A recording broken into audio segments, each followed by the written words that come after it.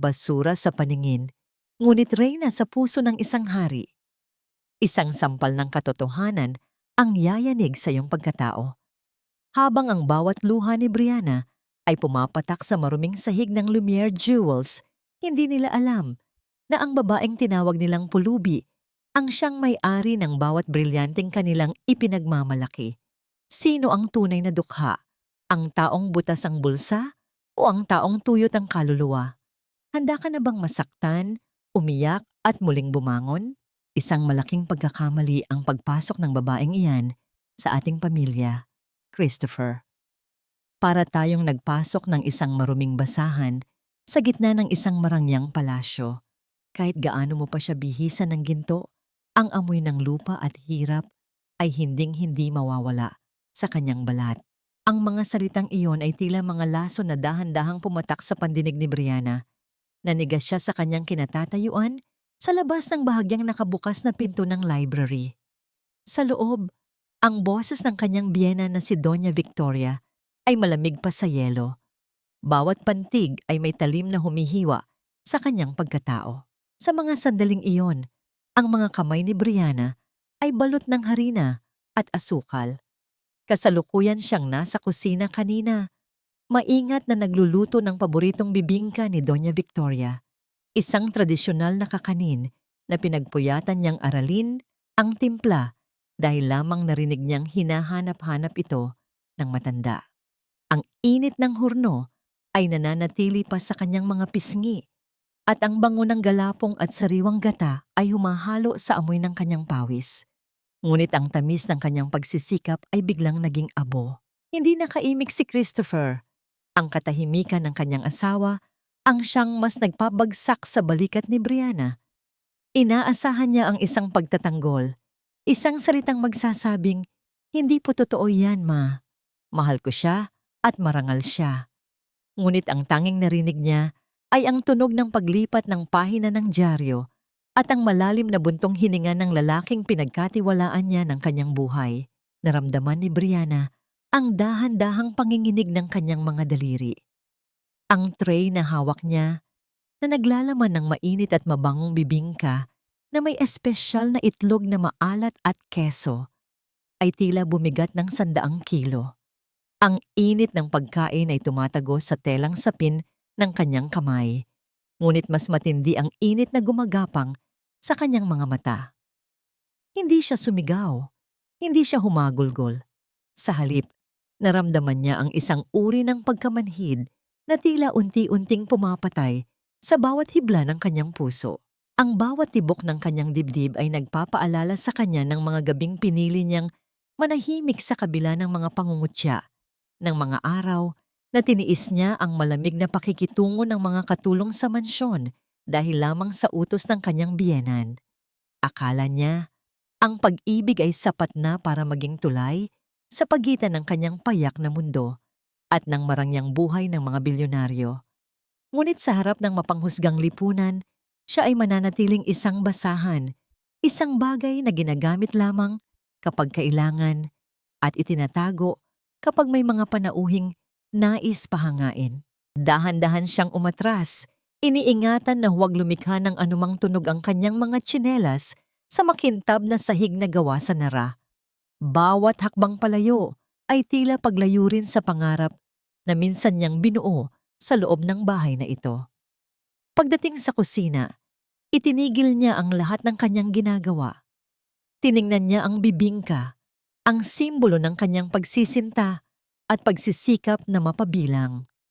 Ngayon, para itong isang insulto, kinuha niya ang kanyang lumang cellphone mula sa bulsa ng kanyang apron. Isang mensahe ang bumungad sa kanya mula sa isang hindi kilalang numero. "Nahanap na namin ang nawawalang alaala ng iyong ina. Ang gintong pulseras na may tatak ng inyong pamilya ay nasa Lumiere Jewels na ngayon.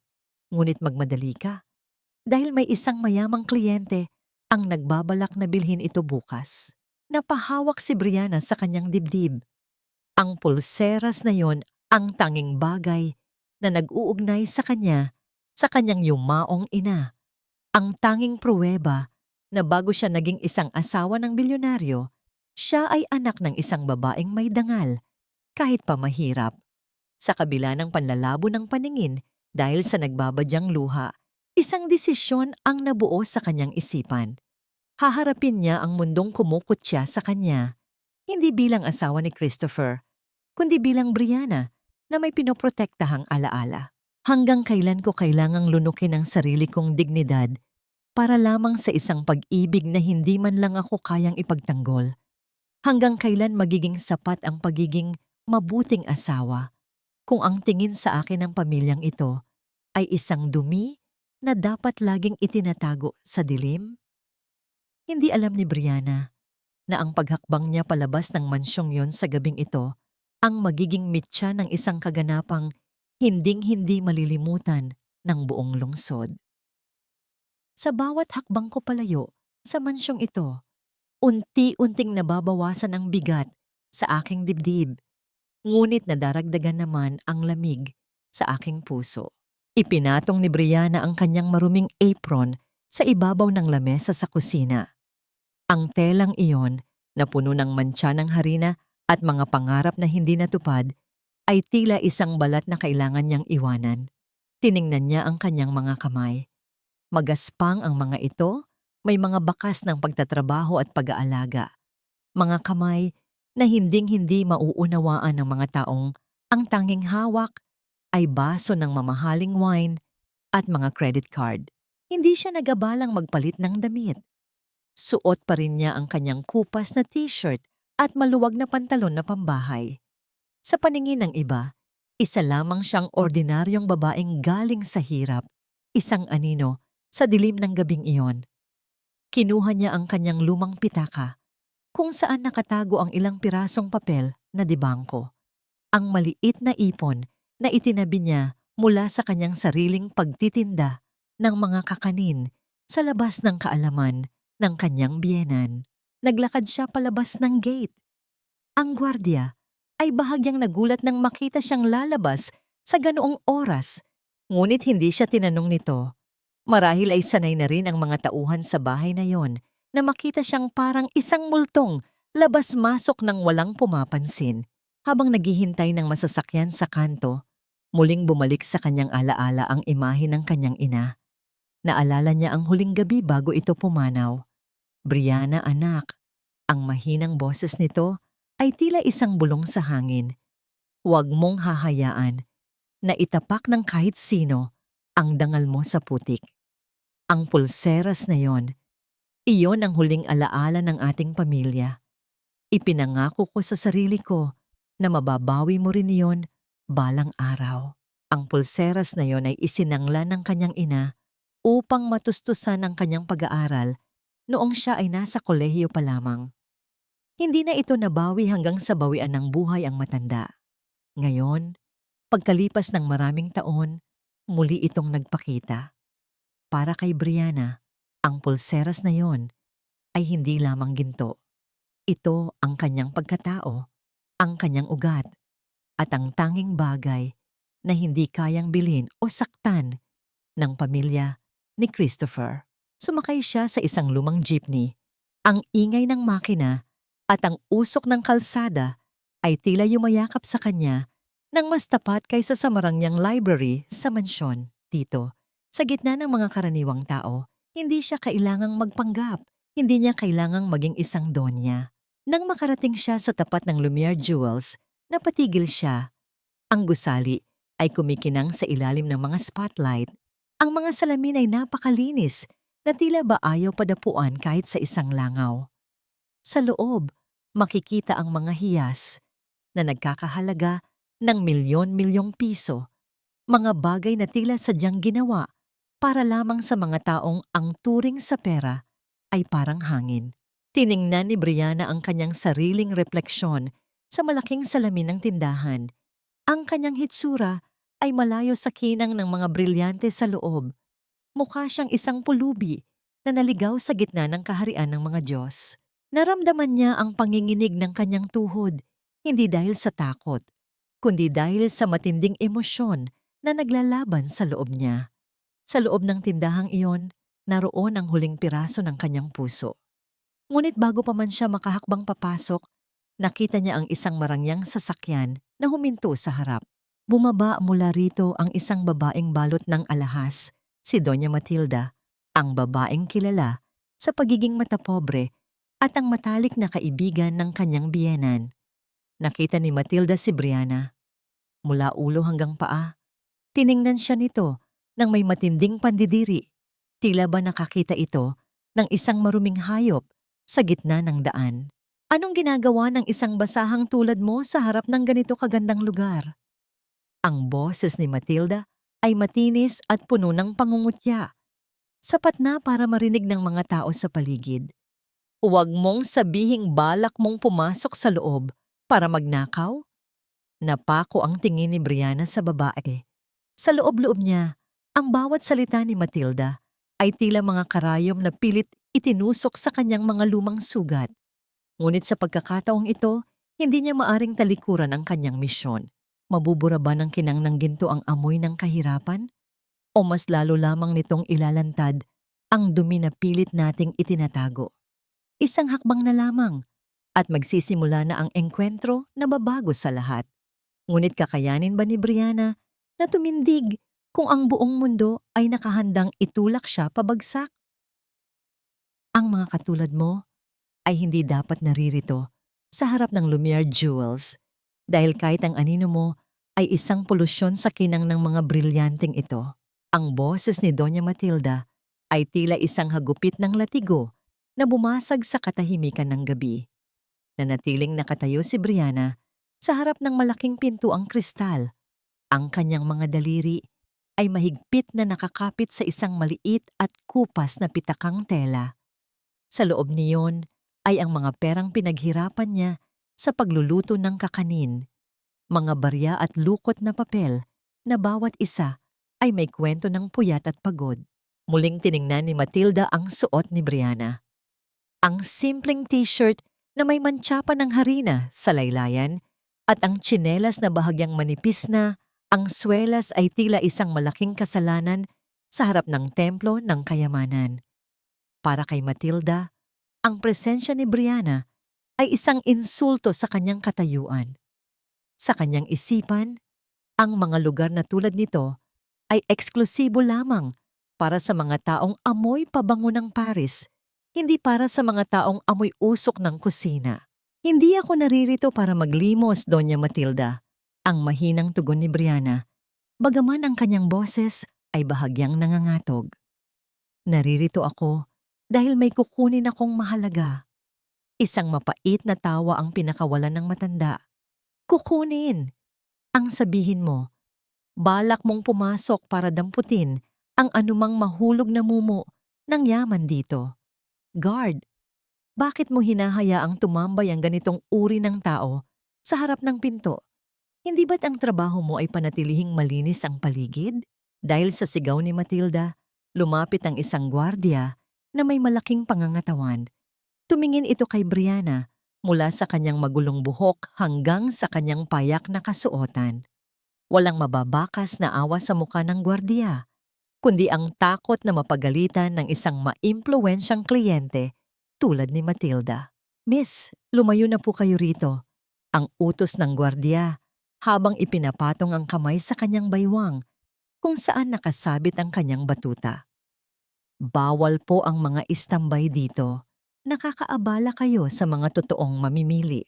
Naramdaman ni Briana ang panunuyo ng kanyang lalamunan. Ang bawat salita ng gwardiya ay tila isang pader na unti-unting kumukulong sa kanya sa labas ng mundo kung saan naroon ang huling alaala ng kanyang ina. Gusto niyang sumigaw. Gusto niyang sabihin na asawa siya ng taong maaaring bumili sa buong gusaling iyon. Ngunit ang kanyang lalamunan ay tila nakakadena ng sarili niyang dignidad. Ang sakit ng pagiging tahimik ni Christopher kanina sa mansyon ay muling humapdi, na tila ba ang kawalan nito ng boses ay nagbigay ng karapatan sa buong mundo. Natratuhin siya ng ganito. Napatingin siya sa loob ng tindahan. Mula sa kanyang kinatatayuan, nakita niya ang isang diamanteng pulseras sa ibabaw ng pulang velvet na tela. Iyon ang pulseras ng kanyang ina. Ang kislap niyon ay tila isang mata na tumitingin sa kanya humihingi ng tulong, nagpapaalala sa kanya ng isang pangakong hindi pa natutupad. Sa bawat segundong lumilipas, ang panginginig ng kanyang mga kamay ay lumalala. Ang pitakang hawak niya ay tila naging napakabigat, isang simbolo ng kanyang maliit na kakayahan sa harap ng naglalakihang mga lobo na nakapaligid sa kanya. Ang lamig ng gabi ay pumasok sa kanyang mga buto, ngunit mas matindi ang lamig ng mga tingin ng mga taong dumadaan, na tila ba isa siyang mantsa sa isang malinis na papel na nais nilang burahin. Dahan-dahang itinaas ng gwardiya ang kanyang kamay upang itulak si Brianna palayo sa pintuan.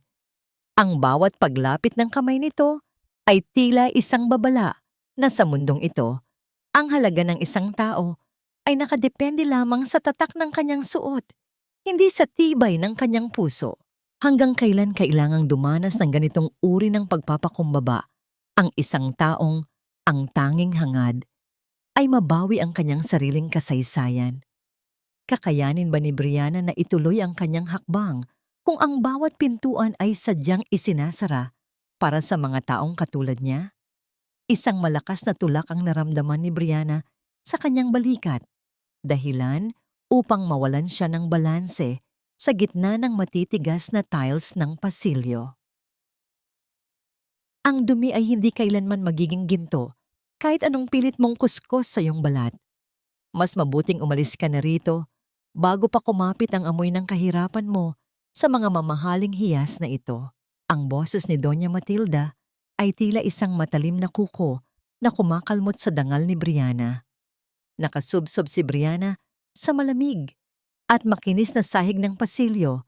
Ang kanyang mga palad ay nakasayad sa matitigas na tiles. Sa kanyang pagbagsak, bumukas ang kanyang maliit na pitaka at nagkalat ang ilang pirasong barya at lukot na 20 pesos sa sahig. Ang mga barya na bunga ng kanyang paggising ng madaling araw para magkayod ng niyog at magpiga ng gata sa gitna ng karangyaan ng Lumiere Jewels. Ang mga baryang iyon ay nagmukhang basura. Tiningnan ni Matilda ang mga kumalat na barya nang may matinding pandidiri, bago ito dahan-dahang tinapakan ng kanyang suot na sapatos na may matutulis na takong. Ang tunog ng pagkiskis ng sapatos sa barya ay tila isang huling hantungan ng bawat pangarap na binuo ni Brianna. Tingnan ninyo ang babaeng ito, ang malakas na pagtawag ni Matilda sa atensyon ng mga taong nagsisimulang mag-usisa.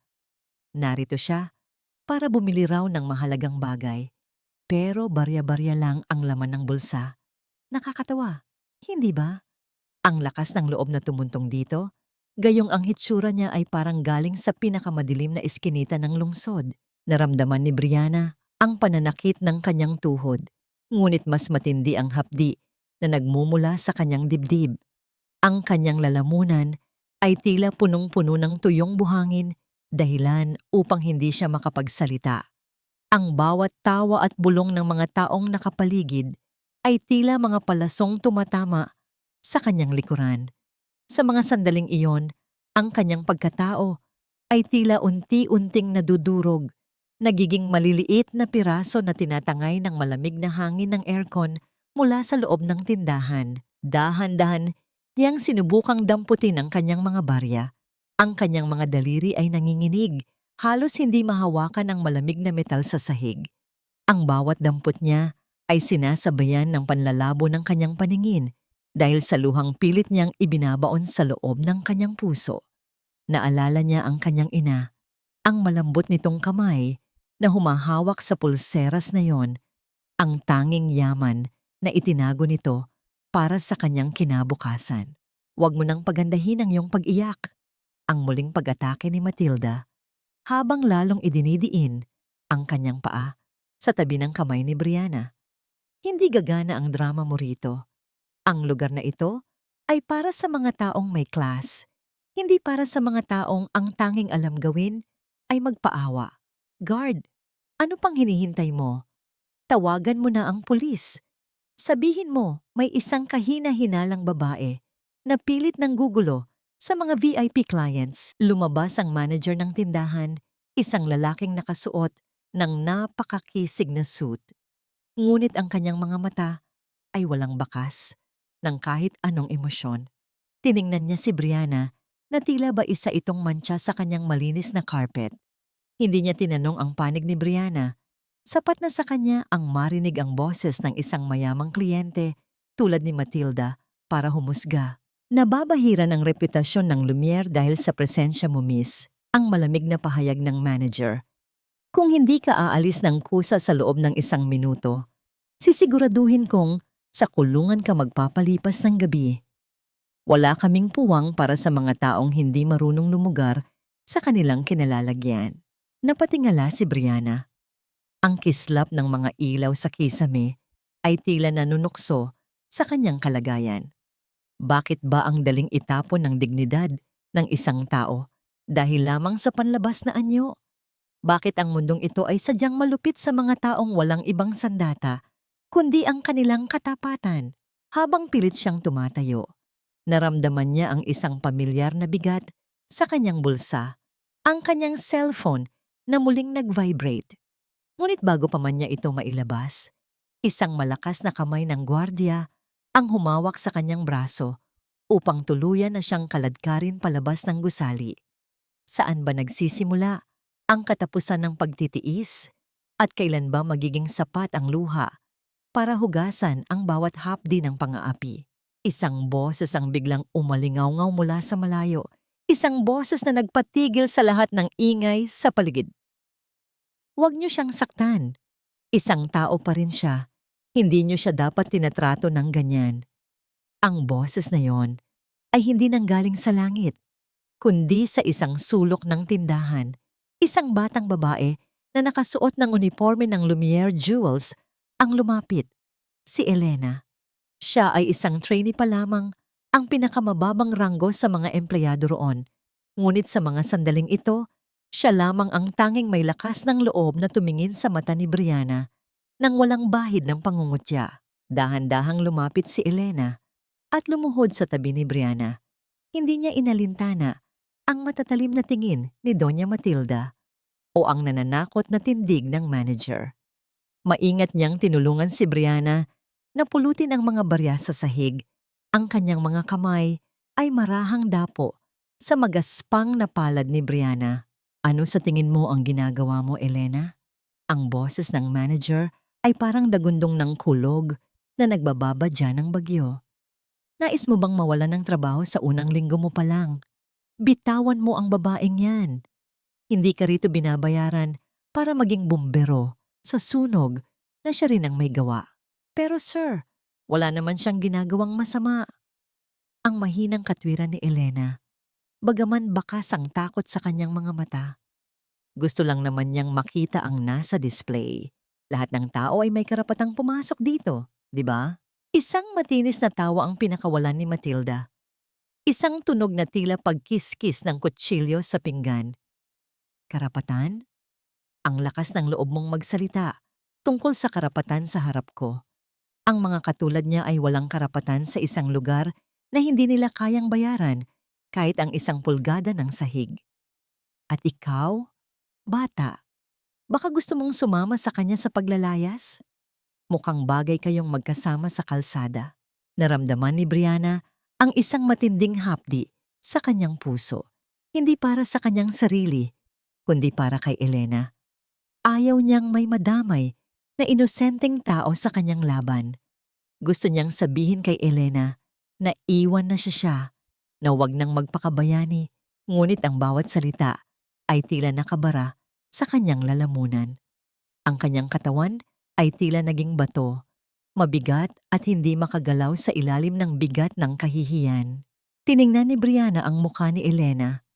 Nakita niya ang isang maliit na kislap ng pag-asa, isang alaala ng kanyang sariling kabataan bago siya lamunin ng malupit na mundo ng mga bilyonaryo. Sa gitna ng dilim, ang maliit na kilos na ito ng kabutihan ay tila isang kandilang pilit na pinapatay ng malakas na hangin ng kawalan ng katarungan. Tama na. Ang sa wakas ay naisatinig ni Brianna, isang bulong na halos hindi marinig. Elena, sapat na yon.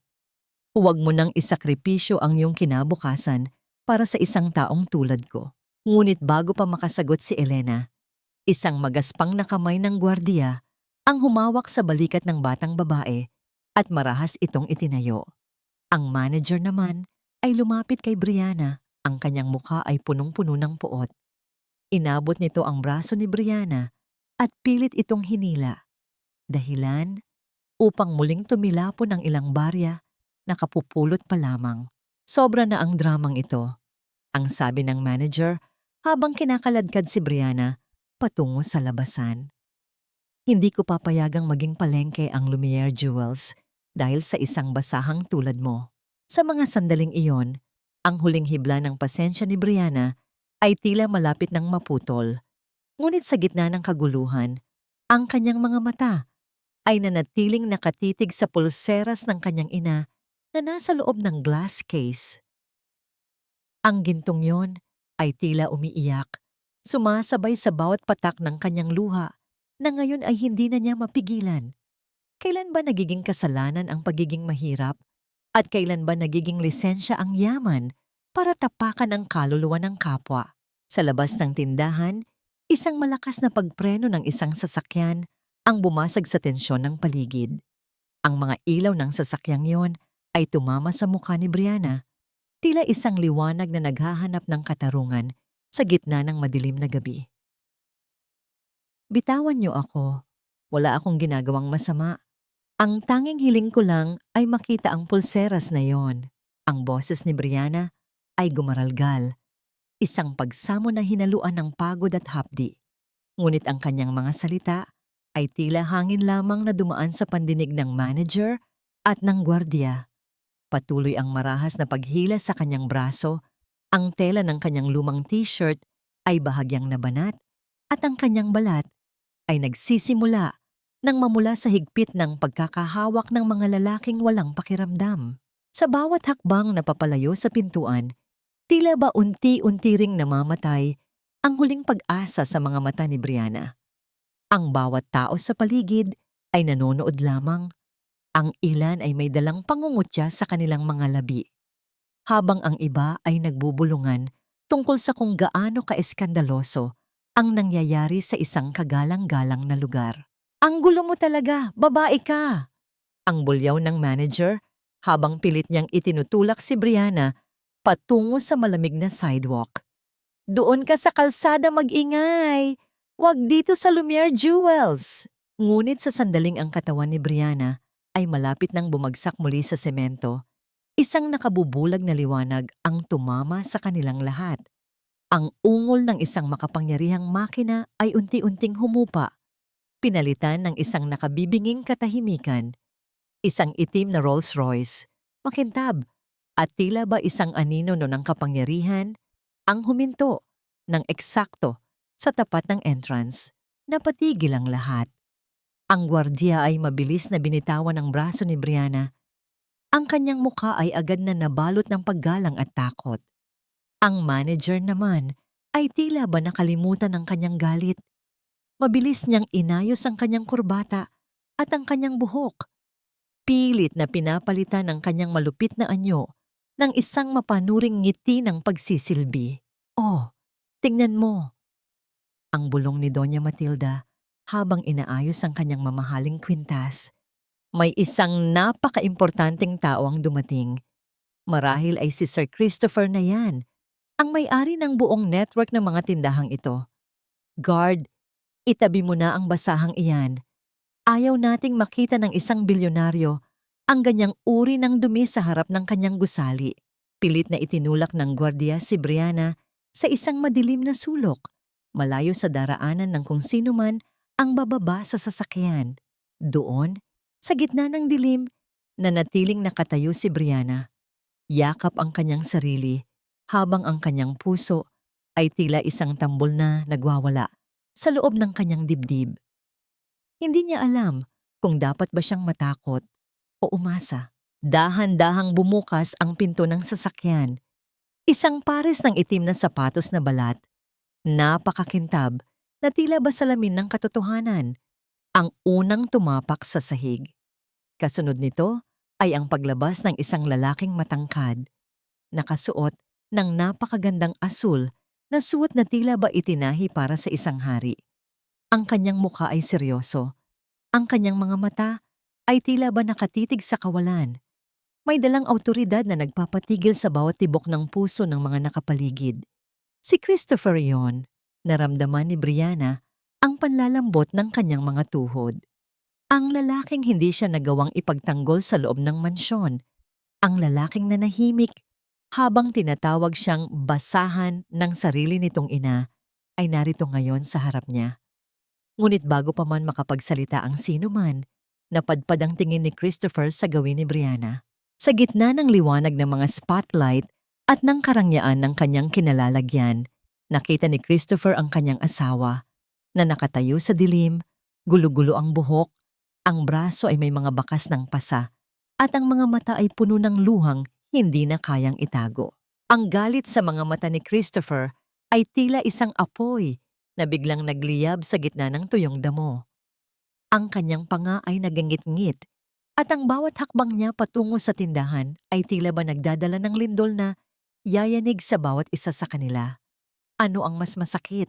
Ang saktan ka ng mga taong hindi mo kilala o ang makita ng taong mahal mo na ikaw ay nilalapastangan nang wala siyang nagagawa? Huminto si Christopher sa harap ng manager. Ang kanyang presensya ay tila ba isang dambuhala na handang lumamon ng sinuman. Ang kanyang boses, nang sa wakas ay bumuka ang kanyang mga labi, ay hindi isang sigaw, kundi isang bulong na mas nakakatakot pa sa anumang hiyaw. Sino ang nagbigay sa inyo ng karapatang hawakan siya ng ganyan?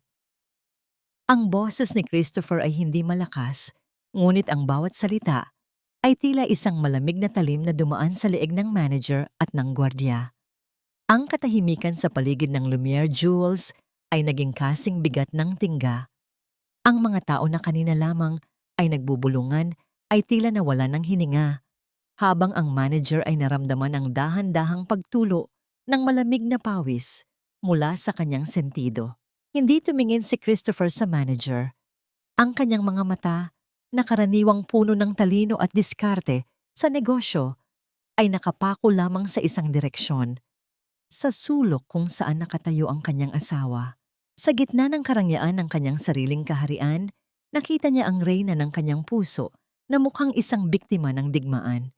Ang pasa sa braso ni Brianna at ang mantsa ng luha sa kanyang pisngi ay tila mga saksak sa dibdib ni Christopher na mas masakit pa sa anumang pagkatalo sa negosyo. Sir Christopher, naku, pasensya na po kayo. Ang mabilis na pagsingit ni Doña Matilda habang pilit na ibinabalik ang kanyang mapanuring ngiti. Ang babaeng yan kasi ay nanggugulo. Isipin ninyo, pilit na pumapasok kahit mukhang, alam nyo na, hindi bagay rito. Pinoprotektahan lang namin ang inyong tindahan mula sa mga taong baka may masamang balak. Dahan-dahang lumingon si Christopher kay Matilda. Ang tingin niya ay tila isang mabalasik na kidlat na nagpatahimik sa matanda. Hindi siya sumagot. Sa halip, humakbang siya ng dahan-dahan patungo kay Brianna. Bawat tunog ng kanyang sapatos sa makintab na sahig ay tila isang hatol ng kamatayan para sa mga nagkasala. Nang makarating siya sa harap ni Brianna, ang lahat ay nagulat nang makitang dahan-dahang lumuhod ang bilyonaryo. Ang lalaking hindi yumuyuko sa kahit na sinong hari o pangulo ay narito ngayon, nakaluhod sa harap ng isang babaeng tinawag nilang basahan. Brianna, ang bulong ni Christopher, ang kanyang boses ay puno ng pagsisisi at pag-aalaga. Kinuha niya ang kanyang mamahaling panyo mula sa bulsa ng kanyang suit at dahan-dahang pinunasan ang dumi sa paa ng kanyang asawa. Ang kanyang mga kamay, na sanay humawak ng mga kontratang nagkakahalaga ng bilyon, ay nanginginig habang hinahawakan ang malamig na kamay ni Brianna. Christopher, bakit ka narito? Ang halos pabulong na tanong ni Brianna, ang kanyang mga mata ay muling napuno ng luha. Sabi ni Mama, hindi ako kabilang dito. Sabi nila, dumi lang ako sa gitna ng mga brilyante mo. Patawarin mo ako, mahal ko. Ang sagot ni Christopher, na tila ba silang dalawa lamang ang tao sa mundong yon. Patawarin mo ako dahil hinayaan kong maramdaman mo yan. Walang brilyante sa mundong ito ang hihigit sa halaga mo. Tumayo si Christopher, bitbit ang isang puot na tila bulkang sasabog. Hinarap niya ang manager na ngayon ay nanginginig na ang buong katawan. Ang gwardiya naman ay dahan-dahang umaatras, nais na lamang maglaho na parang bula. Sir, hindi ko po alam. Akala ko po ay... Ang nauutal na paliwanag ng manager, ang kanyang mukha ay kasing puti na ng papel. Hindi mo alam. Ang malamig na tanong ni Christopher. Hindi mo alam na ang babaeng pilit mong pinalayas at hinamak ay ang tunay na dahilan kung bakit nakatayo ang gusaling ito. Hindi mo alam na ang Lumiere Jewels ay itinayo ko bilang isang alay para sa kanya. Ang bawat tao sa loob ng tindahan ay tila nakarinig ng isang pagsabog. Ang mukha ni Doña Matilda ay nanigas sa sobrang gulat. Ang kanyang bibig ay bahagyang nakabukas, ngunit walang tunog na lumalabas. Kinuha ni Christopher ang kanyang telepono at may tinawagan. Ang kanyang mga mata ay nanatiling nakatitig sa manager. Tila ba tinitiyak nito na walang takas ang taong nagpahid ng putik sa dangal ng kanyang asawa. Ihanda ang lahat ng papeles, ang utos ni Christopher sa kabilang linya. Magsisimula tayo sa paglilinis ng dumi at sisiguraduhin kong walang matitira kahit isa. Ano ang mararamdaman mo kung ang taong itinuring mong basura ay siya palang may-ari ng hangin na iyong hinihinga? Sino ang unang babagsak sa harap ng katarungang binalot ng pag-ibig? Ilabas niyo ang lahat ng records ng bawat empleyadong narito. Simula sa oras na ito, ang Lumiere Jewels ay wala ng manager na nagngangalang Ricardo at ang sino mang humawak sa aking asawa nang may karahasan ay hindi lamang mawawalan ng trabaho. Sisiguraduhin kong haharap kayo sa kaukulang demanda. Ang boses ni Christopher ay parang isang hatol na nanggagaling sa kailaliman ng lupa. Ang manager na si Ricardo ay tila nawalan ng buto sa kanyang mga binti. Napakapit siya sa gilid ng isang glass case. Ang kanyang mukha ay kasing puti ng marmol na kanyang kinatatayuan. Ang panginginig ng kanyang mga kamay ay hindi na maitago. At ang kanyang mga mata ay nagsusumamo, naghahanap ng kahit maliit na butas ng awa sa matigas na mukha ng bilyonaryo. Sir, please, I'm so sorry, hindi ko po talaga alam. Akala ko po ay isa lang siyang ligaw na... Ang mga salita ni Ricardo ay naputol ng itaas ni Christopher ang kanyang kamay. Hindi kailangan ng lalaki ang anumang paliwanag na hinaluan ng kasinungalingan. Ang akala mo ay sapat na basehan para hamakin ang isang tao dahil lamang sa kanyang suot. Ang tanong ni Christopher ay puno ng lason. Ang kumpanyang ito ay itinayo sa prinsipyo ng paggalang, ngunit tila mas pinahalagahan mo ang kinang alahas kaysa sa dangal ng taong nasa harap mo. You're fired. Get your things and leave. Now. Lumingon si Christopher kay Doña Matilda, na ngayon ay pilit na ikinukubli ang kanyang sarili sa likod ng kanyang mamahaling Hermes bag. Ngunit walang takas, ang matanda sa mapanuring mata ng lalaki.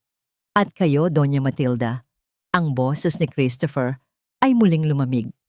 Ang pamilya ko ay matagal nang nakikipag-ugnayan sa inyo. Ngunit ang ugaling ipinakita ninyo sa aking asawa ay hindi mapapatawad. Simula ngayon, ang inyong pangalan ay nasa blacklist na ng lahat ng aking negosyo. Huwag na huwag ko na kayong makikitang tumatapak sa alinman sa aking mga ari-arian. Christopher, Hija, wait. We're friends with Victoria. Nagkakamali ka lang. I was just concerned. Ang boses ni Matilda ay gumaralgal. Ang kanyang pagiging matapobre ay napalitan ng isang desperadong pagtatangka na isalba ang kanyang reputasyon.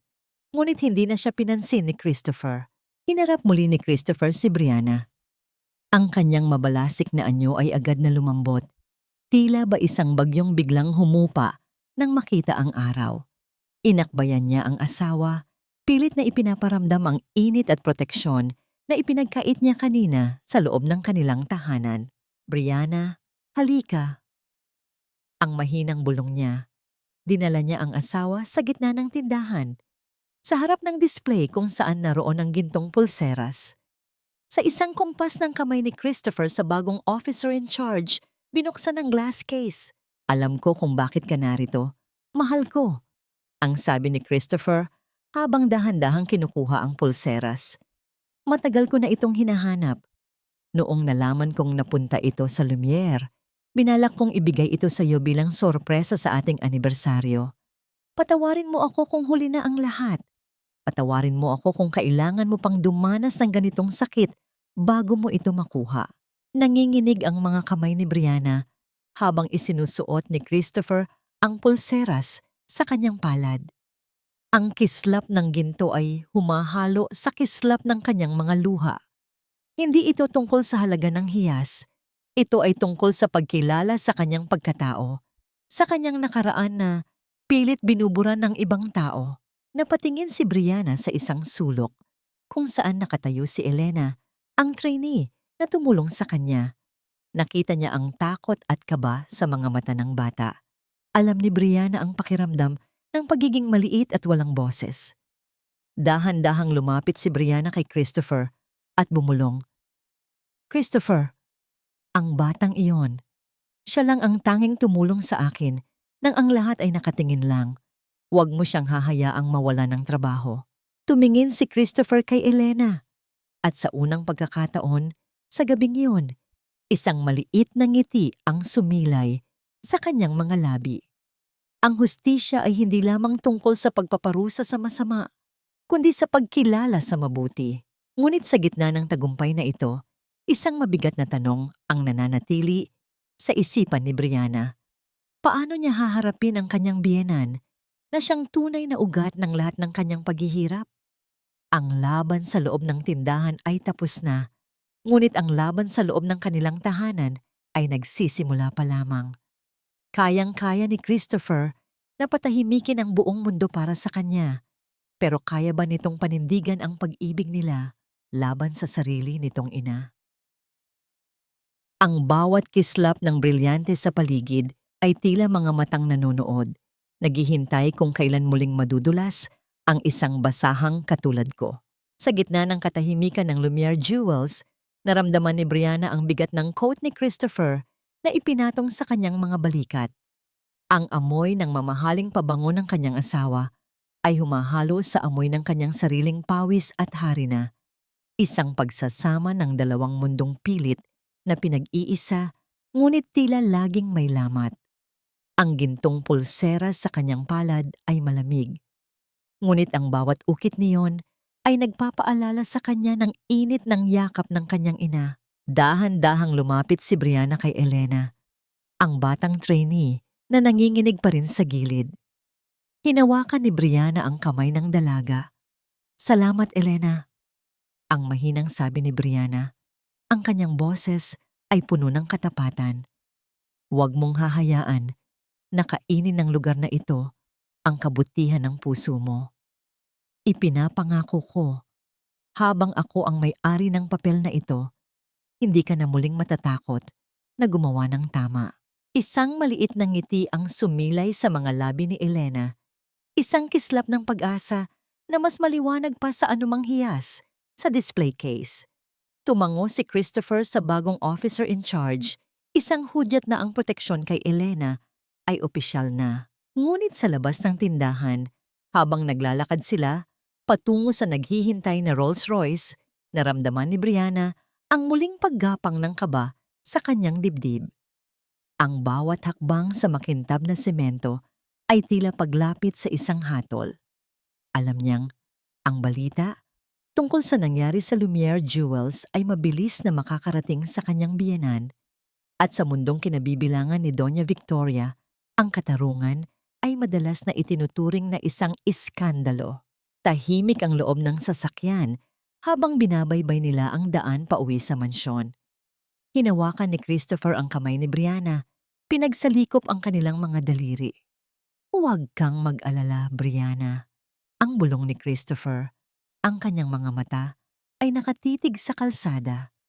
Hindi ko nahahayaang may mga sa'yo muli, kahit sino pa sila. Gusto niyang maniwala. Gusto niyang isandal ang kanyang pagod na ulo sa balikat ni Christopher at matulog ng mahimbing. Ngunit ang alaala ng katahimikan ni Christopher sa library kanina ay tila isang tinik na hindi basta-basta mabubunot. Ang pag-ibig ba ay sapat na pambayad sa sugat ng bawat basahang itinapon sa dilim? Nang huminto ang sasakyan sa tapat ng naglalakihang gate ng mansyon, ang mga ilaw sa loob ay tila mga matang nagmamasid. Pagpasok nila sa malawak na sala, doon ay nakatayo si Doña Victoria sa gitna ng grand staircase. Hawak nito ang isang baso ng wine. Ang muka ay kasing tigas ng estatwang bato.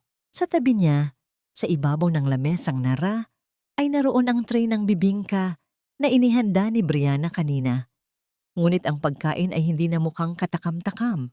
Watak-watak ang mga piraso niyoon sa sahig. Tila ba sadyang itinapon at nyurakan. Sana ay naging masaya ka sa iyong munting palabas sa Lumiere, Brianna.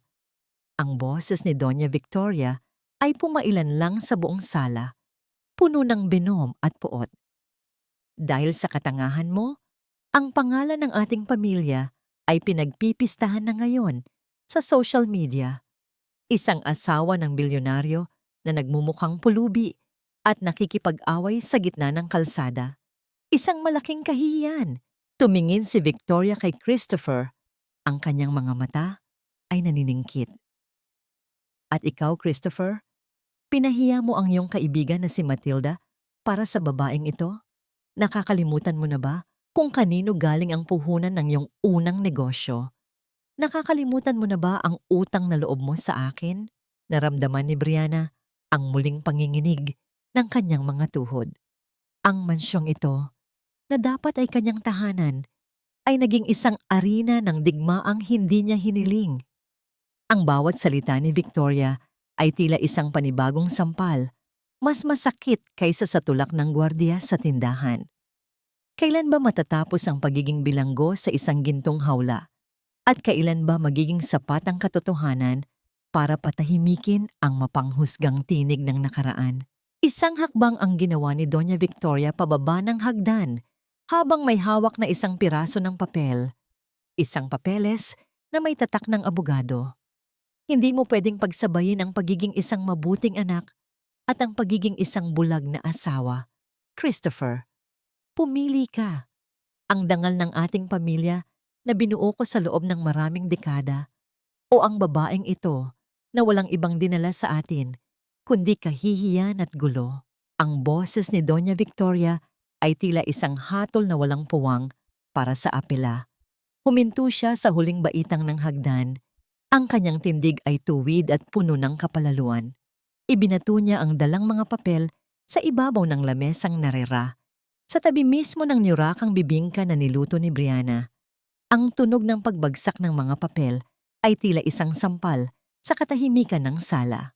Napatingin si Brianna sa sahig. Doon, ang piraso ng itlog na maalat na maingat niyang inilagay sa ibabaw ng kakanin ay durog na durog sa ilalim ng gintong tsinelas ng kanyang biyenan. Nararamdaman niya ang bawat oras ng kanyang pagpapagal, ang init ng apoy, ang pagod sa pagpiga ng gata, ang pagnanais na mapasaya ang matanda, na ngayon ay isa na lamang dumi na kailangang linisin ng mga katulong. Ang sakit ay hindi na lamang basta hapdi. Ito ay isang malalim na sugat na tila ayaw ng maghilom. Dahan-dahang pinulot ni Christopher ang mga papel. Habang binabasa niya ang bawat linya, ang kanyang mukha ay unti-unting naging kasing tigas ng bato. Isang conditional revocation of donation? Ang hindi makapaniwalang tanong ni Christopher. Ma, ang lupa kung saan nakatayo ang Lumiere Jewels ay matagal mo nang ibinigay sa akin. Ngayon, binabawi mo ito dahil lamang sa isang insidente? Hindi lang ito tungkol sa lupa. Christopher, ang singal ni Victoria, ang kanyang mga mata ay naniningkit sa galit. Iyan ang nagpapatunay na ang lahat ng yaman mo ay galing sa akin. At kung hindi mo kayang disiplinahin ang iyong asawa, kung hahayaan mo siyang maglakad sa labas na parang isang hampas lupa at saktan ang aking mga kaibigan, babawiin ko ang lahat. Hahayaan kitang magsimula sa simula kasama ang iyong basahan. Tingnan natin kung gaano katagal-tatagal ang pag-ibig ninyo kapag wala na kayong makain. Naramdaman ni Brianna ang isang matinding paninikip ng dibdib. Ang utang na loob na laging ibinabato ni Victoria kay Christopher ay tila isang tanikala na hindi lamang ang asawa niya ang iginigapos, kundi pati na rin ang kanyang sariling kaluluwa. Alam ni Brianna, ang hirap na pinagdaanan ni Christopher para palaguin ang negosyong iyon. Alam niya ang puyat at sakripisyo nito. At ngayon, siya ang nagiging dahilan upang mawasak ang lahat ng pinaghirapan ng kanyang asawa. Christopher, ang mahinang tawag ni Brianna, ang kanyang boses ay tila isang hibla ng sinulid na malapit ng maputol. Siguro ay tama si Mama. Siguro ay hindi talaga ako nararapat dito. Lumingon si Christopher kay Brianna at sa kanyang mga mata ay nakita ang isang matinding pakikipaglaban. Ang mithiin niyang protektahan ang kanyang asawa ay bumabangga sa kanyang obligasyon bilang anak at sa kanyang responsibilidad sa libu-libong empleyadong nakadepende sa kanyang negosyo. Ang katahimikang namayani ay tila isang malalim na bangin na unti-unting naghihiwalay sa kanila. Dahan-dahang lumapit si Victoria kay Brianna. Ang kanyang mukha ay puno ng isang mapanuring tagumpay. Narinig mo ang asawa mo, Brianna? Ang katahimikan niya ay ang kanyang sagot. Sa mundong ito, ang pag-ibig ay isang luho na hindi kayang bayaran ng mga taong walang pangalan. Kung tunay mo siyang mahal, ikaw na ang kusang lalayo bago mo patuluyang mahila pabagsak ang aking anak. Isang butil ng luha ang dahan-dahang gumulong sa pisngi ni Brianna. Hindi ito luha ng kahinaan, kundi luha ng isang masakit na pagtanggap. Tiningnan niya ang gintong pulseras sa kanyang palad, ang alaala ng kanyang ina. Ngayon, ang pulseras na ito ay tila naging isang mabigat na pasanin. Hanggang saan mo kayang isakripisyo ang iyong sariling kaligayahan para sa taong mahal mo? At kailan nagiging mas matapang ang pag-alis kaysa sa pananatili sa isang lugar na unti-unti kang pinapatay?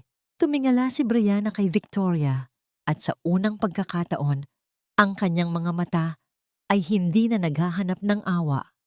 Kung ang pag-alis ko ang magbabalik ng kapayapaan sa buhay ni Christopher, huwag kayong mag-alala. Ibibigay ko sa inyo ang gusto ninyo. Nagulat si Christopher sa narinig. Ngunit bago pa siya makapagsalita, isang malakas na tunog ng doorbell ang bumasag sa tensyon.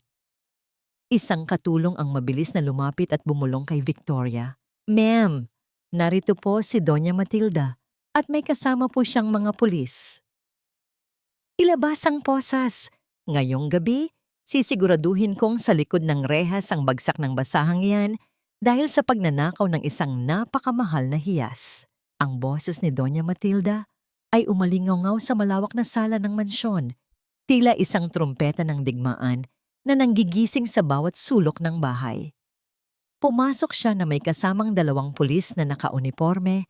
Ang kanilang mga sapatos ay lumilikha ng mabibigat na tunog sa makintab na nara. Ang mukha ni Matilda ay puno ng isang mapanirang tuwa. Ang kanyang mga mata ay naniningkit habang nakatitig kay Brianna, na tila ba isang huling hantungan na ang kanyang tinitingnan. Sa gitna ng kaguluhan, nanatiling nakatayo si Brianna sa tabi ni Christopher. Ang kanyang mga daliri ay mahigpit na nakakapit sa gintong pulseras na nasa kanyang palad. Ang init ng metal ay tila nagbibigay sa kanya ng lakas. Ngunit ang presensya ng mga pulis ay nagdulot ng isang matinding panginginig sa kanyang buong katawan. Hindi niya akalain na ang pagbawi sa alaala ng kanyang ina ay magiging mitya ng isang kriminal na paratang. Ano ang ibig sabihin nito, Matilda? Ang tanong ni Doña Victoria, bagaman ang kanyang boses ay walang bakas ng pagkabigla, kundi isang uri ng interes, na tila ba ang lahat ng ito ay isang palabas na kanyang kinagigiliwan. Anong pagnanakaw ang sinasabi mo? Ang pulseras na yan. Ang sigaw ni Matilda habang itinuturo ang kamay ni Brianna. Iyan ang pulseras na nawala sa display ng Lumiere Jewels bago pa man dumating si Christopher. Ginamit ng babaeng yan ang kaguluhan para itago ang hiyas sa kanyang bulsa. May mga saksi ako, Victoria. Ang manager mismo ang nagsabi na nakita niyang dinampot iyan ng pulubing ito. Naramdaman ni Brianna ang dahan-dahang pag-ikot ng mundo. Ang bawat salita ni Matilda ay tila mga hollow blocks na isa-isang itinatambak sa kanyang dibdib hanggang sa hindi na siya makahinga. Tumingin siya kay Christopher, naghahanap ng kaligtasan, ngunit nakita niyang ang kanyang asawa ay balot din ng labis na pagkabigla. Hindi totoo iyan. Ang mahinang tanggi ni Brianna, ang kanyang boses ay halos isang bulong sa gitna ng ingay. Ito ay pag-aari ng aking ina. Ipinangako ito sa akin ni Christopher. Ipinangako. O binigyan ka lang niya ng rason para mapagtakpan ang krimen mo? Ang mabilis na hirit ni Matilda. Officer, arestuhin niyo na siya. Iyan ang ebidensya. Nasa kamay na niya mismo. Lumapit ang isa sa mga pulis kay Brianna. Ang malamig na bakal ng posas na nakasabit sa baywang nito ay tila nanunukso sa ilalim ng mga ilaw ng chandelier. Sa mga sandaling iyon, ang dignidad na pilit na binuo ni Brianna sa buong magdamag ay tila isang kastilyong buhangin na unti-unting tinatangay ng malakas na alon. Tumingin si Doña Victoria kay Christopher. Isang mapait na ngiti ang sumilay sa kanyang mga labi. Ngayon, Christopher, nakikita mo na ba ang sinasabi ko? Hindi lang siya kahihiyan, isa rin siyang kriminal. Hahayaan mo bang madamay ang ating apelyido sa isang kaso ng pagnanakaw? Hahayaan mo bang ang kumpanyang pinaghirapan ko ay mabahira ng putik dahil sa babaeng ito? Nanatiling tahimik si Christopher. Ang kanyang mga kamao ay nakakuyom ng mahigpit hanggang sa pumuti ang kanyang mga buko-buko. Ang pawis sa kanyang noo ay nagpapakita ng matinding labanan sa loob ng kanyang isipan. Sa isang panig ay ang batas at ang kanyang ina, at sa kabilang panig ay ang babaeng kanyang pinangakuang mamahalin at poprotektahan.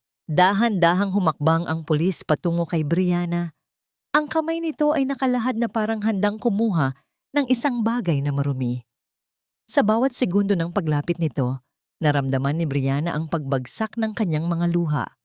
Ang pulseras na simbolo ng pag-asa ay tila naging isang sumpa na kikitil sa kanyang kalayaan. Bakit ba ang katotohanan ay tila palaging may kasamang parusa para sa mga taong walang kapangyarihan? Magagawa ba ni Christopher na itaya ang lahat o tuluyan na niyang bibitawan ang kamay ni Brianna bago pa siya madamay sa paglubog nito? Isang hakbang bago mahawakan ng pulis ang braso ni Brianna, isang malakas na tunog ng notification mula sa tablet ni Christopher ang bumasag sa tensyon. Isang video file ang kapapadala pa lamang mula sa security system ng Lumiere Jewels. Huwag ninyong ituloy ang pag-aresto. Dahil sa sandaling ito, ang mga posas na yan ay dapat mapunta sa totoong may sala. Ang boses ni Christopher ay pumailan lang sa sala. Tila isang utos mula sa isang haring hindi maaaring baliin.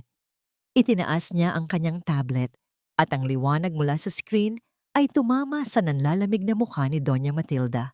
Ang tunog ng pag-andar ng video ay tila isang hatol na dahan-dahang binabasa sa gitna ng nakabibinging katahimikan.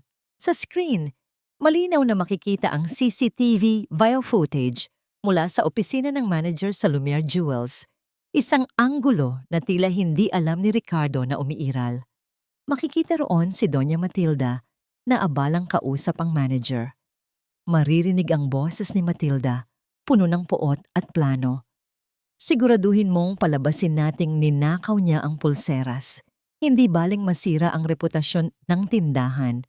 Basta't mabulok sa kulungan ang basahang iyan. Bayad ka na, Ricardo. Gawin mo ang trabaho mo. Ang bawat salitang lumalabas sa video ay tila mga sampal na paulit-ulit na tumatama sa mukha ni Matilda. Ang kanyang mga labi ay nanginig. Ang kanyang mata ay nanlaki sa matinding takot. At ang kanyang hawak na mamahaling bag ay dahan-dahang nalaglag sa sahig nang walang sino mang nag-abalang pulutin ito. Ang mga pulis na kanina ay nakahandang arestuhin si Brianna ay dahan-dahang lumingon kay Matilda nang may mapanuring tingin. Hindi, hindi totoo yan. Isang manipulasyon lang ang video na yan. Ang desperadong sigaw ni Matilda, ang kanyang boses ay naging matinis at gumaralgal. Victoria, tulungan mo ako. Christopher, inaayos lang natin ang dangal ng pamilya niyo. Ngunit nanatiling tahimik si Doña Victoria. Ang kanyang mukha ay walang mababakas na awa, kundi ang matinding galit dahil sa pagkakadawit ng kanyang pangalan sa isang maduming laro na nabuking sa harap ng maraming tao. Hindi ang pagkakamali ni Matilda ang kanyang ikinagagalit, kundi ang katotohanang nahuli ito. Officer, alam niyo na ang dapat gawin. Ang malamig na utos ni Christopher. Ang ebidensya ng false accusation at conspiracy ay nasa kamay niyo na. Dalhin niyo na ang babaeng yan palabas ng aking bahay. Naramdaman ni Brianna ang isang matinding panghihina ng kanyang mga tuhod. Ngunit sa pagkakataong ito, naroon ang mga bisig ni Christopher para siya ay alalenom. Ang bawat hakbang ni Matilda patungo sa labas, habang pilit na nagpupumiglas sa hawak ng mga pulis, ay tila pag-alis din ng isang malaking tinik sa lalamunan ni Brianna. Ngunit sa kabila ng katarungang nakamit, ang sakit ng pagtatangka sa kanyang kalayaan ay nananatiling sariwa. Hinarap ni Christopher ang kanyang ina. Ang kanyang mga mata ay puno ng isang desisyong hindi na mababago. Naririnig mo ba, Ma? Ang dangal na sinasabi mo ay binuo sa kasinungalingan ng mga kaibigan mo. Kung ang pananatili ko rito ay nangangahulugan ng pagtalikod sa katarungan para sa asawa ko, kung gayon, ibibigay ko na sa iyo ang lahat ng ari-arian na ipinapanakot mo sa akin. Dahan-dahang hinubad ni Christopher ang kanyang mamahaling relo at ang susi ng kanyang Rolls Royce at inilapag ang mga ito sa ibabaw ng lamesang narra sa tabi ng durog na bibingka. Brianna, halika na. Wala na tayong kailangang patunayan sa bahay na ito. Napasinghap si Victoria. Ang kanyang muka ay tila naging isang maskara ng pagkagulat at pait. Christopher, handa mong itapon ang lahat para sa kanya? Handa kang maghirap para sa isang babaeng walang maibibigay sa iyo kundi ang kanyang kahapon. Mayroon siyang ibinibigay sa akin na wala ka, Ma. Ang huling sagot ni Christopher habang inaakay si Brianna patungo sa pinto. Ang puso na hindi marunong manakit ng kapwa para lamang sa sariling kapakanan. Habang naglalakad sila palabas ng mansyon sa ilalim ng madilim na gabi, naramdaman ni Brianna ang lamig ng hangin, ngunit ang init ng kamay ni Christopher ay tila sapat na para bigyan siya ng lakas. Wala silang dalang kahit ano, kundi ang suot nilang damit at ang gintong pulseras, ang tanging yaman na tunay na mahalaga. Saan hahantong ang isang pag-ibig na kailangang magsimula muli mula sa wala? Sapat ba ang paninindigan ni Christopher kapag ang realidad ng buhay na walang yaman ay nagsimula nang kumatok sa kanilang pintuan? Isang itim na sasakyan, hindi Rolls Royce, kundi isang simpleng luma at luma ng taxi ang huminto sa tapat nila. Ngunit sa loob ng sasakyang iyon, nakita ni Brianna ang isang pamilyar na mukha. Si Elena, na may dalang isang maliit na sobre. Ang kalayaan ay hindi palaging matamis. Madalas, ito ay may lasa ng luha at amoy ng alikabok sa kalsada.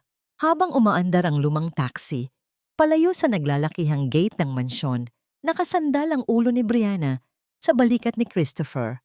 Ang marangyang suit ng kanyang asawa ay bahagyang gusot na at ang bango ng kanyang mamahaling pabango ay unti-unti nang nilalamon ng amoy ng usok at gasolina sa loob ng sasakyan. Ramdam ni Brianna ang bawat hininga ni Christopher. Mabigat. Tila ba may dambuhalang pasan, ngunit may hatid, nakakaibang kapayapaan. Sa tapat nila, sa upuan sa harap, ay nakaupo si Elena. Hawak ng dalaga ang isang maliit na sobre na tila ba yun ang pinakaimportanteng bagay sa mundo. Ang mga mata ng bata ay namamaga pa rin sa yak, ngunit may bakas na ng tapang na hindi mo aakalain sa isang hamak na trainee. Ma'am, sir, pasensya na po kayo kung ito lang ang nagawa ko. Ang mahinang sabi ni Elena habang iniabot ang sobre kay Brianna. Narinig ko po ang usapan ni Doña Victoria at ng abogado kanina bago ako umalis. Alam kong wala kayong dalang kahit ano, kaya kinuha ko ang mga gamit nyo na itinapon ng mga katulong sa likod ng bahay. Dahan-dahang binuksan ni Brianna ang sobre. Sa loob niyon ay ang kanyang lumang cellphone, ang pitakang tela na puno ng barya na pinulot ni Elena mula sa sahig ng tindahan at isang maliit na susi. Isang susi sa isang lumang apartment sa Coyapo, ang lugar kung saan lumaki si Brianna bago siya nakilala ni Christopher. Naramdaman ni Brianna ang paghapdi ng kanyang mga mata. Sa gitna ng pagtalikod ng sariling kadugo, ang isang estranghero pa ang nagmalasakit na pulutin ang mga piraso ng kanyang buhay. Salamat, Elena. Hindi ko alam kung paano ka mapapasalamatan. Ang bulong ni Brianna habang mahigpit na hinahawakan ng susi. Wala po iyon, ma'am. Kayo po ang nagturo sa akin na ang dangal ay hindi nabibili. Ang sagot ni Elena bago bumaba ng taxi upang umuwi sa kanilang maliit na barong-barong. Nang makarating sila sa lumang apartment, ang paligid ay madilim at ang amoy ng luma at saradong kwarto ay bumati sa kanila. Walang aircon, walang malalambot na carpet, at walang mga katulong na susunod sa bawat utos. Ang tanging naroon ay isang maliit na kama, isang lamesang kahoy na may mga gasgas at ang katahimikan ng gabi. Dahan-dahang hinubad ni Christopher ang kanyang coat at inilagay ito sa sandalan ng isang lumang silya. Niluwagan niya ang kanyang kurbata. Ang kanyang mga kilos ay tila ba nag-a-adjust sa maliit na espasyo ng kwarto. Tumingin siya kay Brianna at sa kabila ng pagod, nakita ni Brianna ang isang uri ng pag-ibig na hindi niya nakita sa loob ng mansyon. Dito tayo magsisimula, Brianna, ang sabi ni Christopher habang hinahawakan ang magaspang na pisngi ng asawa. Dito, walang magsasabi sa'yo kung ano ang dapat mong suotin o kung sino ang dapat mong maging kaibigan. Dito, ikaw lang ang reyna. At ako ay magiging isang lalaking karapat-dapat sa'yo. Kinuha ni Christopher ang isang maliit na balde ng tubig at isang basahan. Sa ilalim ng malamlam na liwanag ng isang bombilya, nagsimula siyang magpunas ng sahig. Ang bilyonaryong hindi man lang marunong kumuha ng sariling tubig ay narito ngayon, nakaluhod, at naglilinis ng kanilang bagong tahanan. Ang pawis na gumugulong sa kanyang noo ay tila mga brilyanteng mas mahalaga pa sa anumang nasa Lumiere jewels. Napaupo si Brianna sa tabi ng kama, pinagmamasdan ang bawat galaw ng kanyang asawa. Ang sakit ng pangungutya ni Doña Victoria ay tila unti-unting humuhupa, pinalitan ng isang matamis na hapdi ng pasasalamat. Ngunit sa likod ng kanyang isipan, alam niyang ang paghihiganti ni Victoria ay hindi pa tapos. Ang isang babaeng tulad ng kanyang biyenan ay hindi basta-basta papayag na talunin ng isang basahan. Habang tinitignan ni Brianna ang gintong pulsera sa kanyang braso, napansin niya ang isang maliit na ukit sa likod ng lock niyon na hindi niya napansin noon. Isang serye ng mga numero na tila ba isang code. Ano ang sikretong nakatago sa likod ng pamanang ito ng kanyang ina? At sapat ba ang pag-ibig nila ni Christopher para harapin ang bagyong muling nabubuo sa labas ng kanilang maliit na mundo? Isang malakas na katok sa pinto ang bumasag sa kanilang sandali. Isang katok na hindi humihingi ng pahintulot, kundi naguutos. Ang katotohanan ay tila isang buto na ibinaon sa ilalim ng lupa. Gaano man ito kalalim, darating ang oras na ito ay sisibol at pilit na lulutang sa ibabaw upang magbigay ng liwanag o magdala ng pagkawasak. Ang bawat bagsak ng kamao sa lumang pintuan ng apartment ay tila isang hatol na nagpapatalon sa puso ni Brianna. Sa loob ng maliit na kwartong iyon, kung saan ang tanging liwanag ay nagmumula sa isang bumbilyang aandap-andap, ang bawat tunog ay tila mas malakas at mas nakakatakot. Napatingin si Brianna kay Christopher na kasalukuyan pa ring may hawak na basahan. Sa gitna ng dilim, nakita ni Brianna ang pagbabago sa mukha ng kanyang asawa. Ang dating awtoridad ay napalitan ng isang mapanuring pag-iingat. Dahan-dahang lumapit si Christopher sa pinto. Ang kanyang bawat hakbang ay tila pag-iwas sa anumang ingay na maaring makapagbigay ng impormasyon sa kung sino man ang nasa labas. Sino yan? Ang tanong ni Christopher. Ang kanyang boses ay mababa ngunit puno ng babala. Huwag kayong matakot, Sir Christopher. Ako ito, si Attorney Mendoza, ang dating abogado ng pamilya ni Brianna. Ang sagot mula sa labas, isang boses na malumanay at may bakas ng katandaan. Nang buksan ni Christopher ang pinto, pumasok ang isang matandang lalaki na nakasuot ng kupas na barong. Hawak ang isang luma at mabigat na leather briefcase. Nang makita ni Brianna ang mukha ng matanda, tila bumalik ang kanyang alaala noong bata pa siya. Ang mga gabing nakikita niya ang lalaking ito, nakausap ng kanyang ina sa ilalim ng puno ng mangga, bulong-bulungan tungkol sa mga bagay na hindi niya maunawaan noon. Attorney Mendoza, bakit po kayo narito? Paano niyo po kami nahanap? Ang sunod-sunod na tanong ni Brianna habang inaalalayan ang matanda na maupo sa tanging upuang kahoy sa kwarto. Matagal na kitang hinahanap, Brianna. Simula nang pumanaw ang iyong ina, dala-dala ko ang isang ama na tanging sayo ko lamang dapat ibigay. Ang simula ng abogado habang binubuksan ang kanyang briefcase. Nakita ko ang balita sa internet tungkol sa nangyari sa Lumiere Jewels. Alam kong oras na para malaman mo ang katotohanan tungkol sa gintong pulseras na yan. Inilabas ni Attorney Mendoza ang isang lumang dokumento. Dilaw na sa katandaan, ngunit maingat na napangalagaan. Ang iyong ina, si Maria, ay hindi lamang isang hamak na labandera.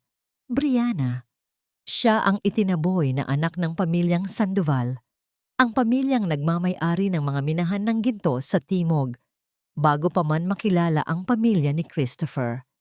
Tumakas siya dahil sa pag-ibig sa iyong ama, isang simpleng magsasaka, at pinili niyang mamuhay sa hirap kaysa manatili sa mundong puno ng puot at sakiman. Naramdaman ni Brianna ang panunuyo ng kanyang lalamunan. Ang bawat salita ng abogado ay tila muling bumubuo sa kanyang pagkatao na dati ay inakala niyang wala ng saysay.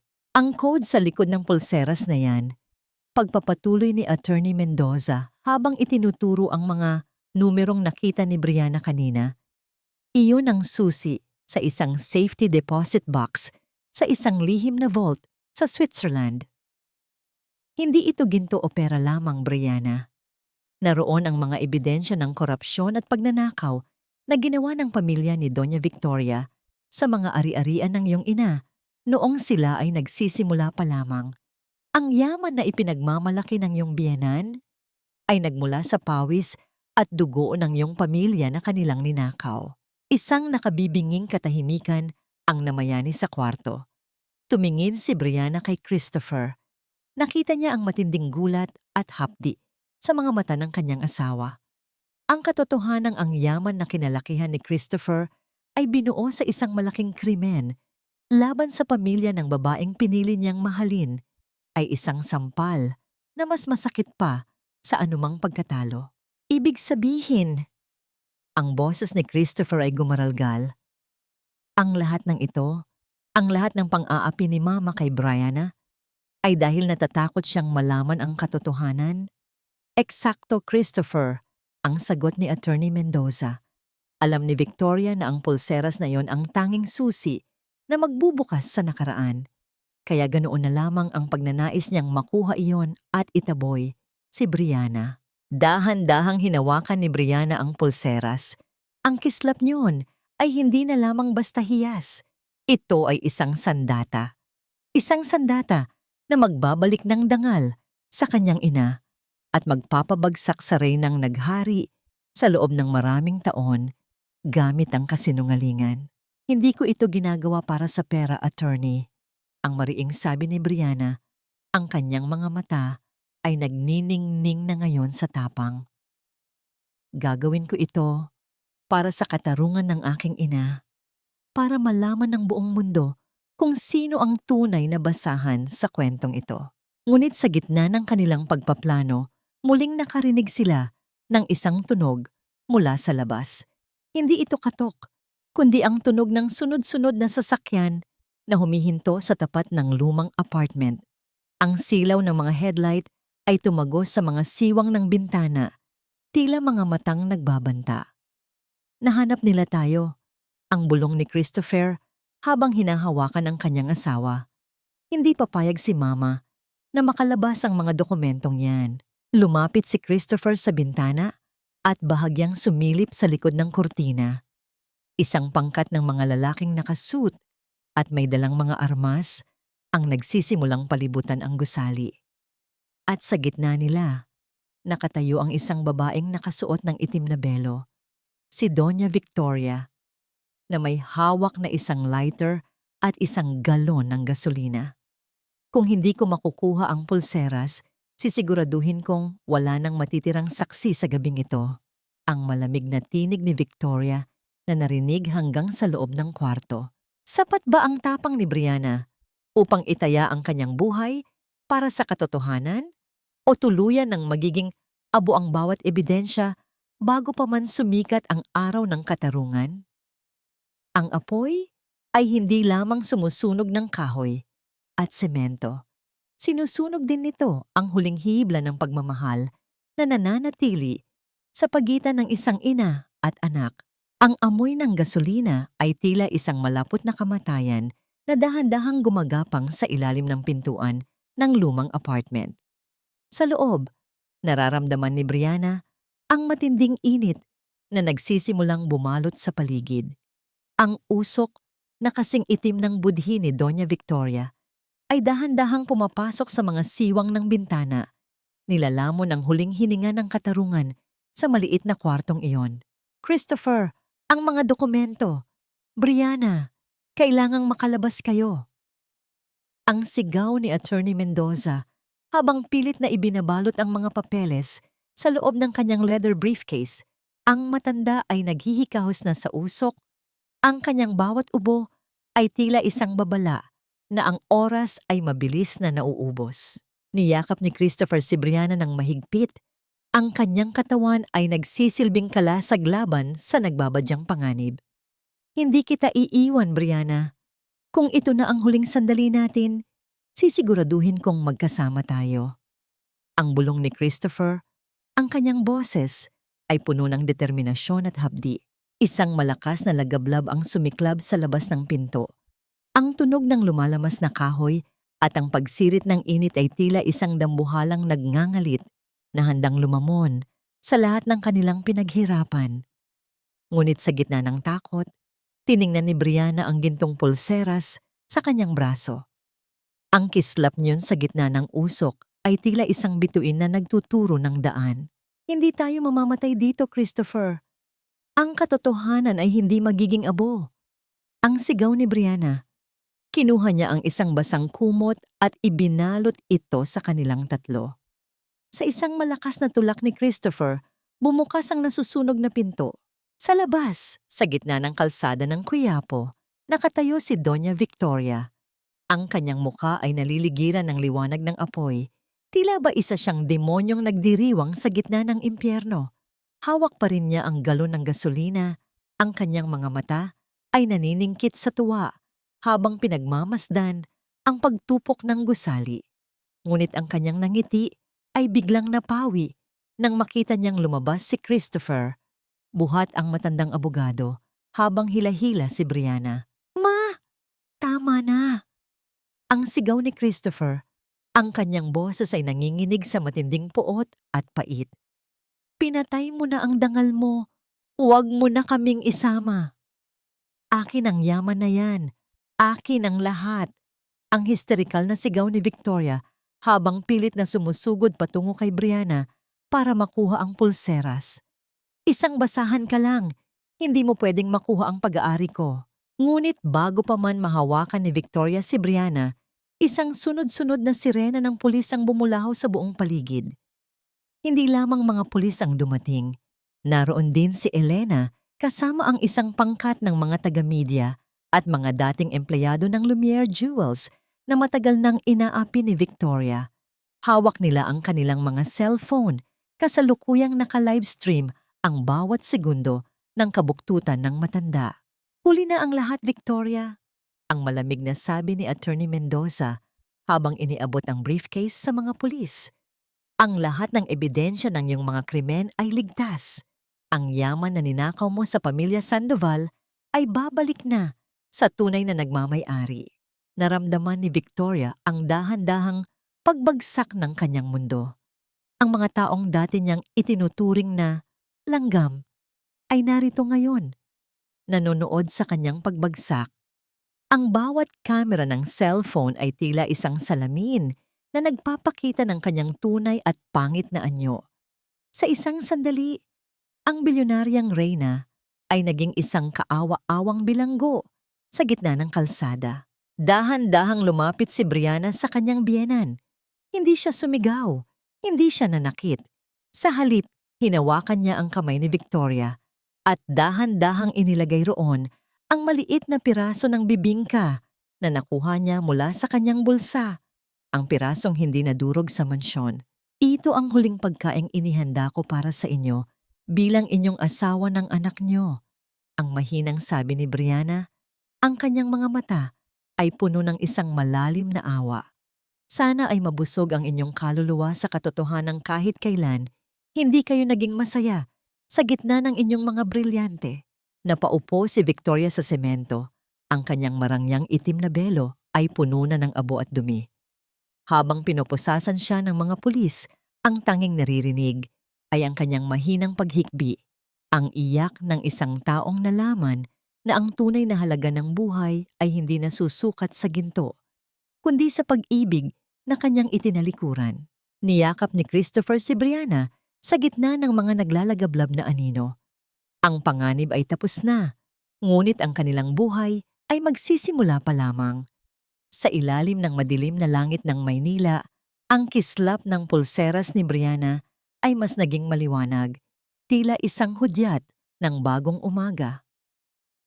Ang tunay na kinang ay hindi nanggagaling sa mga hiyas na nakatago sa loob ng mga disusing vault, kundi sa liwanag ng isang kaluluwang marunong magpatawad at pusong marunong magmahal nang walang hinihintay na kapalit. 1 taon ang mabilis na lumipas mula nang ang gabi ng apoy sa Quiapo ay naging mitya ng pagbabago sa buhay ni Brianna at Christopher. Sa tapat ng isang payak ngunit malinis na gusali sa gitna ng Maynila, isang bagong karatula ang nakasabit. Maria Sandoval Center for Dignity and Hope. Hindi ito isang tindahan ng mga mamahaling alahas, kundi isang pundasyon na naglalayong bigyan ng kasanayan at boses ang mga kababaihang tulad ni Brianna na minsan nang itinuring na walang halaga ng lipunan. Suot ang isang simpleng puting bestido na gawa sa lokal na tela. Nakatayo si Brianna sa harap ng maraming tao. Ang kanyang buhok ay maayos na nakatali at sa kanyang braso ay kislap pa rin ang gintong pulseras ng kanyang ina. Ngunit sa pagkakataong ito, hindi na niya kailangang itago ang kanyang mga kamay. Ang bawat kalyo at gasgas sa kanyang balat ay itinuturing na niyang mga medalya ng kanyang pakikipaglaban. Sa kanyang tabi, si Christopher ay nakatingin sa kanya ng may matinding paghanga. Hindi na siya ang bilyonaryong nakadepende sa yaman ng kanyang ina. Sa tulong ng mga dokumentong nakuha mula sa vault sa Switzerland, na ibalik kay Brianna ang mga ari-ariang ninakaw sa kanyang pamilya. Ngunit sa halip na gamitin ito para sa karangyaan, pinili nilang dalawa na gamitin ang yaman para sa kabutihan. Nagtayo si Christopher ng sarili niyang kumpanya na nakatuntong sa integridad. At sa bawat desisyon niya, si Brianna ang kanyang nagsisilbing kompas. Napatawad mo na ba siya, Brianna? Ang mahinang tanong ni Christopher habang pinapanood nila ang mga batang naglalaro sa loob ng center. Huminga ng malalim si Brianna. Ang kanyang mga mata ay pumunta sa isang liham na nasa loob ng kanyang bag. Isang liham na nanggaling sa loob ng kulungan. Ang pagpapatawad ay hindi isang mabilis na hakbang, Christopher. Ito ay isang mahabang paglalakbay. Binibisita ko si Mama Victoria minsan sa isang buwan. Hindi para makarinig ng sorry, kundi para ipaalala sa kanya na ang taong tinawag niyang basahan ay ang tanging tao na hindi siya iniwan nang mawala ang lahat ng kanyang ginto. Sa loob ng selda, si Victoria ay unti-unti nang natututong mabuhay ng payak. Ang kanyang mga kamay, na dati ay puro brilyante ang hawak, ay natutong humawak ng rosaryo at maglinis ng sarili niyang higaan. Ang katahimikan ng rehas ay naging guro niya sa pagkilala sa kanyang sariling mga pagkakamali. Hindi man buo ang kapayapaan, ang pagkakaroon ng pagkakataong makita ang kanyang anak at manugang ay tila isang munting bintana ng pag-asa. Samantala, si Elena ay hindi na isang trainee. Siya na ngayon ang tumatayong tagapamahala ng pundasyon, isang simbolo ng tagumpay ng kabutihang loob sa gitna ng matinding pressure. Ang bawat babaeng pumapasok sa kanilang center ay tinatrato ng may pantay na respeto, anuman ang suot o pinagmulan nito. Habang papalubog ang araw sa Manila Bay, naglakad sina Brianna at Christopher sa dalampasigan. Ang tunog ng mga alon na humahampas sa pampang ay tila isang oyaye ng kapayapaan. Hinawakan ni Christopher ang kamay ni Brianna at hinalikan ang kanyang mga daliri. Salamat, Brianna. Salamat dahil tinuruan mo akong makakita ng higit pa sa nakikita ng mga mata. Ang bulong ni Christopher. Ngumiti si Brianna, isang ngiting kasing ningning ng unang bituin sa langit. Wala tayong dapat ipagpasalamat sa ginto, mahal ko. Ang tanging dapat nating ipagpasalamat ay ang pagkakataong maging tao sa harap ng isa't isa. Sa wakas, ang basahan ay nahanap na ang kanyang tunay na kinalalagyan, hindi sa isang palasyo ng kasinungalingan, kundi sa isang tahanang binuo ng katotohanan, katarungan, at walang hanggang pag-ibig. Ang kislap ng kanyang pulseras ay mananatiling paalala na ang pinakamahalagang yaman ay ang dangal na hindi kailanman kayang nakawin ng sinuman.